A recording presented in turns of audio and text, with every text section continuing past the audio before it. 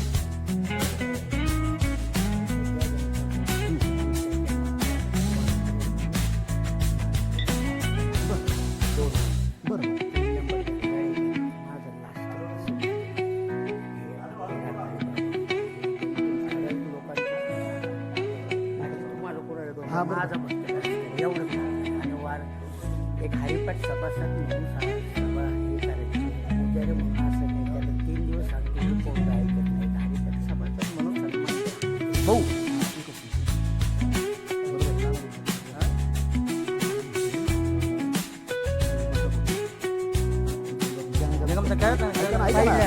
पहिला त्यांचा नंतर माझं लास्ट आणि ते पुणे हरिपाठ सभासद म्हणून माझं सरकारी करायचं 10 वेळा आणि बाकीची मंडळी महिला मंडळ ठीक आहे, तुम्हाला मग ते पुन्हा जर करायचं तो करा. काय नाही काय असं म्हणते. एकदा हुळाहुळी, हुळाहुळी. कर ना, कर ना.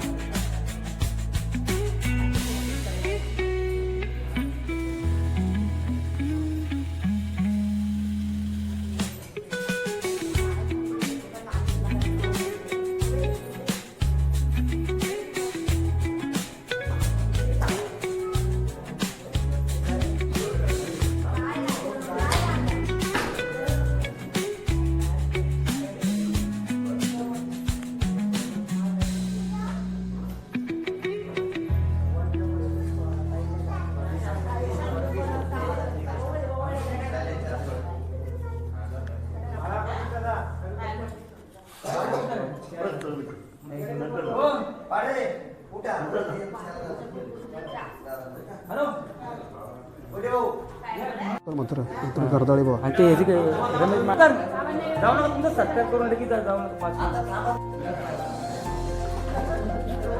आणलाय का बाबा काय हे यांना द्या, यांना सांगतो नंतर यांना. चल इकडे तू. आईचं गाणं लाव.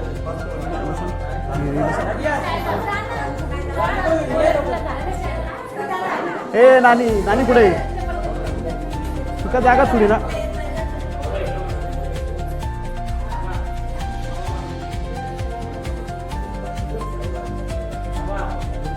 आपण मंदिरातला पुजाऱ्यांचा सत्कार करावा.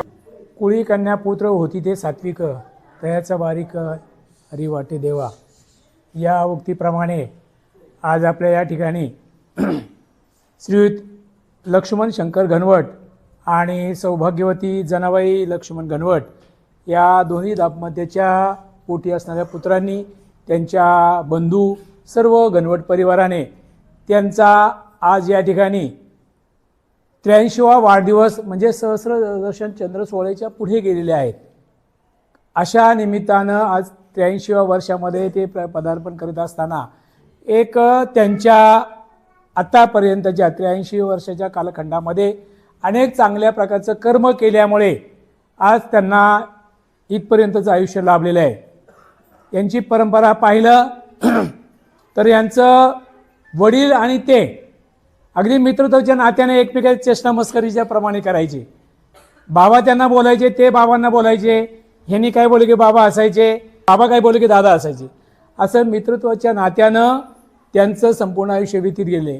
आणि म्हणून त्यांच्या या 83व्या वाढदिवसानिमित्तानं आज त्यांच्या परिवारानं की आपला हिंदू धर्म टिकावा, संप्रदाय धर्म, वारकरी धर्म टिकावा, यासाठी ज्या ज्या समाजातील काही व्यक्तींनी आपला खारीचा वाटा उचललेल्या अशा सामुदायिक क्षेत्रामध्ये वारकरी संप्रदाय व्यक्तींचा या ठिकाणी त्या परिवाराच्या वतीनं सत्कार सोहळा, एक छोटासा कार्यक्रम त्या निमित्तानं आयोजित केला आहे. तर त्या संदर्भात आपल्या नागनाथाचे पुजारी की जे अखंडपणे आपल्या या मावळ तालुक्यामध्ये आपलं नागनाथाचं मंदिर आहे की आम्हालाही आठवत नाही, आमच्याही जन्माच्या अगोदर आहे, म्हणजे 60 ते 65च्या वर्षाच्या पलीकडं ते मंदिर आहे. त्या मंदिराची पूजा करतात. तर प्रथमतः त्या पूजा करणारे श्री सुरेश जंगम यांचा घनवट परिवाराच्या वतीनं या ठिकाणी शाल आणि श्रीफळ देऊन सन्मान करण्यात येते. तो सन्मान करण्यासाठी त्यांनी पुढे यावं घेण्यासाठी आणि तो सन्मान देण्यासाठी हरिभक्तपरायण शंकर महाराज कुटे यांनी त्यांचा सन्मान करावा अशी घनवट परिवाराच्या वतीनं मी त्यांना विनंती करतो.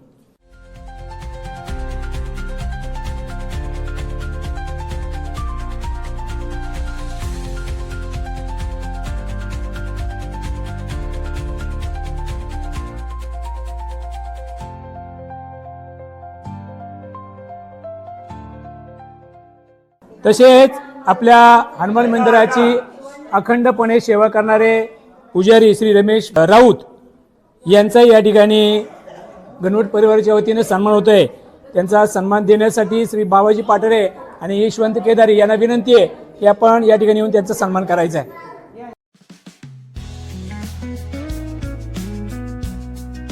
आपल्या दत्त मंदिराची पूजा करणारे रमेशजी मानकर यांचाही घनवट परिवाराच्या वतीने या ठिकाणी सन्मान होतोय. मी लक्ष्मण घरदाळे आणि भागूजी मानकर यांना विनंती करतो की आपण दोघांनी त्यांचा सन्मान करायचा आहे. या काळ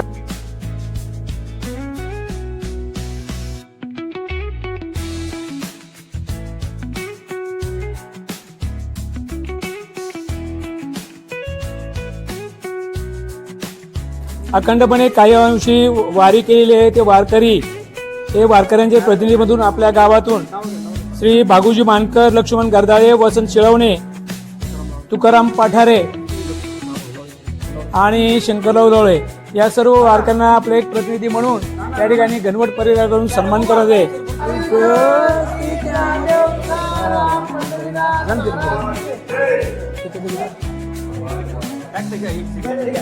एकाकडे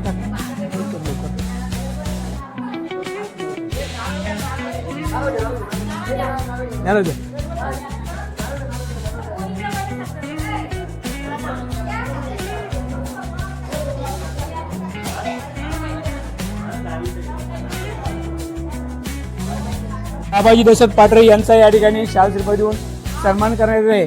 बाबाजी यांनी या ठिकाणी येऊन आपला सन्मान स्वीकारायचा आहे. हिंदू धर्माचं प्रतीक म्हणून गायीचं सांभाळ करणं अतिशय गरजेचं आहे.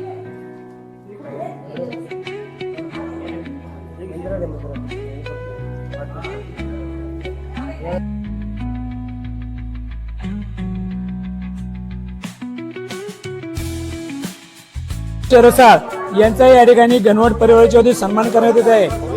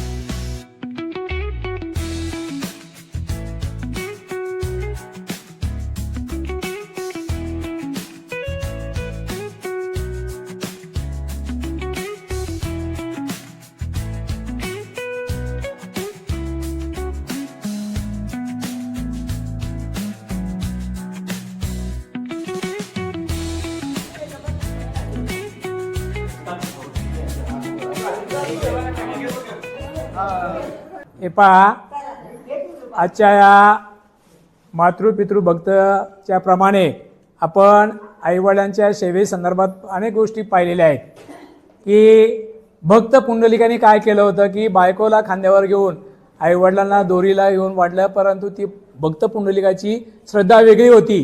आईवडिलांच्या गळ्याला दोर लावला म्हणून तो वाईट आहे अशातला भाग नाही आहे. श्रावण बाळाचं पण आपण गोष्ट पाहतो की श्रावण बाळाने आपल्या आईवडिला तीर्थयात्रा घडवण्यासाठी घेऊन चालला होता, पण अनपेक्षपणे वेगळी घटना घडली. म्हणजे श्रावण बाळाच्या इतकं आपल्याला होता येणार नाही, पण त्याचा काहीतरी अंश होण्याचा प्रयत्न यांनी केलेला आहे. दुसरी गोष्ट त्यामध्ये आहे की आपण अनेक कीर्तनामध्ये पाहिलं की जे भाग्यवान कोण आहेत की ज्यांना आईवडील आहेत ते भाग्यवान आहे. का म्हटलंय की ज्यांना वडील नाहीत त्यांना वडिलांची किंमत विचारा, ज्यांना आई नाही त्यांना आईची किंमत विचारा. म्हणजे आपल्याला आईवडिलांची किंमत कधी करते ते आपल्याला सोडून गेल्यानंतर, परंतु आता जिवंत असतानाच अनेक गोष्टी घडतात. तर आपण याचा चांगल्या प्रकारे बोध घेऊन, तुमचं भाग्य आहे या तिघा भावांचं आणि एका बहिणीचं की तुम्हाला तुमच्या पाठीमागे भरपूर मोठा पैसा पण काही नाही, पण त्या पैशाच्या पलीकडे करोडोपतीची संपत्ती आशीर्वाद रूपाने या दोघांनी तुम्हाला दिली आहे आणि त्यांचंही पुण्य चांगलं आहे म्हणून ही मुलांनी आजचा दिवस घडून आणला आहे. तर असं सर्वांना हे भाग्य लाभत नाही. शेवटपर्यंत तुमच्या हातून यांची सेवा घडो आणि त्या सेवेचा मोबदला तुम्हाला समाजामध्ये वावरत असताना की आईवडील काय आहे हे एक तुम्ही आज या ठिकाणी दाखवून दिलं. गावात 10 नाही 100 लोकांना कळलं तर त्यातले 2 लोकांना कळलं की आई वडील हे आपल्या आयुष्यामध्ये आपल्या जीवनामध्ये काय किंमत असते हे एकाला जरी कळलं, तुमच्या या आजच्या कृतीतून बोध घेतला तरी खूप मोठ्या प्रमाणाचं चांगलं काम झालं. आणि त्या निमित्तानं तुम्ही आज वारकरी असेल, पुजारी असतील, पोलीस पाटील असतील, सरपंच असतील, म्हणजे चांगल्या क्षेत्रामध्ये समाजासाठी काम करणाऱ्या व्यक्तींचा तुम्ही सन्मान केला आहे. उद्दिष्ट वेगळं आहे, परंतु त्याचं औचित्य तुम्ही साधलं आहे. आणि म्हणून आईवडिलांची सेवा हे दोघे पण शेताळीशी व्हावे अशा आपल्या सर्वांच्या वतीनं परमेश्वराकडे प्रार्थना करतो, माऊलीकडे प्रार्थना करतो आणि या ठिकाणी थांबतो. रामकृष्ण हरी. कुंडली कवरदे हरिविठ्ठल श्री ज्ञानदेव तुकाराम पंढरीनाथ महाराज की जय. माजी पोलीस पाटील म्हणून तुमचा सन्मान होतोय.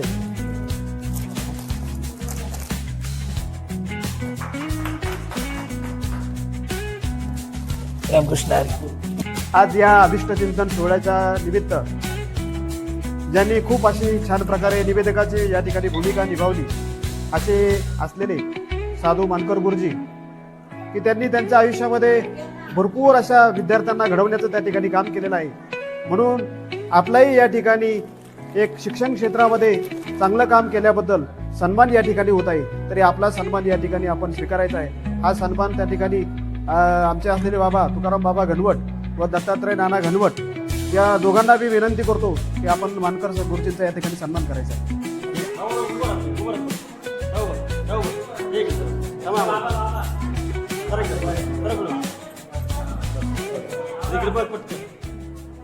या ठिकाणी आपले जे यूट्यूब चॅनलचे दीपक ठाकर यांचाही गणवट कुटुंबातर्फे सन्मान होतोय.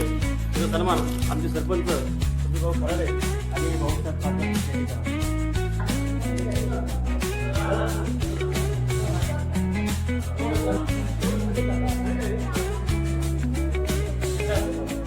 आपल्या भारत देशामध्ये नव्हे तर जगामध्ये कडवा हिंदुत्ववादी कोण असेल की आपल्या देश आणि धर्मासाठी ज्यांनी महान कार्य केले असे राजे छत्रपती संभाजी महाराज यांचा हा बलिदान दिन मास. आणि या बलिदान दिन मासाच्या निमित्तानं आपल्या मावळ तालुक्याचे हिंदू राष्ट्र सेनेचे संपर्क प्रमुख म्हणून आपल्याच गावातील श्री अजय शिळवणे हे संपर्क प्रमुख म्हणून काम करतात. ज्याप्रमाणे छत्रपती संभाजी महाराजांनी आपल्या धर्मासाठी काय केलं याचा ज्वलंत इतिहास त्यांच्या आपल्या सर्वांच्या समोर आहे. आणि तशाच प्रकारचं कडवं वक्तृत्व अजयचं आहे. कारण ज्याप्रमाणे छत्रपती संभाजी महाराजांना, छत्रपती शिवाजी महाराजांना की आपल्या स्वकीयांना, आपल्या हिंदू धर्मातील व्यक्तींना परकीय शत्रूंनी कशा प्रकारे हाल केले आणि म्हणून त्यांचा कुठल्या शब्दामध्ये सन्मान करायचा आणि कुठल्या शब्दामध्ये सन्मान नाही करायचा, कोणाला आपलंसं करायचं आणि कोणाला आपलंसं नाही करायचं याची शिकवण राजेंनी आपल्याला दिली आहे. आणि तितक्याच तोल आणि तितक्याच कठोर शब्दामध्ये अजयचं कधी कधी मी स्टेटमेंट वाचलं असतो आणि ते काही काळाला बरोबर आहे. कारण तसे शब्द वापरले नाही तर आपल्या लोकांना त्याची किंमत कळत नाही.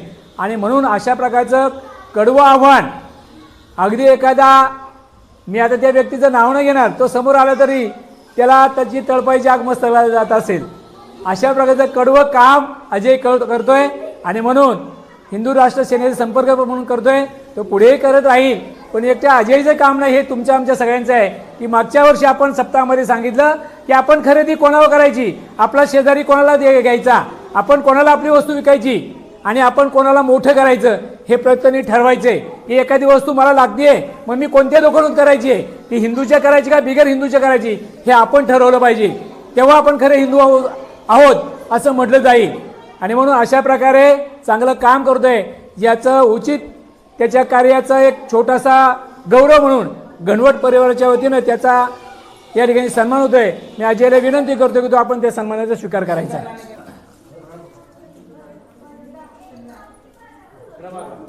छत्रपती शिवाजी महाराज की, छत्रपती संभाजी महाराज की.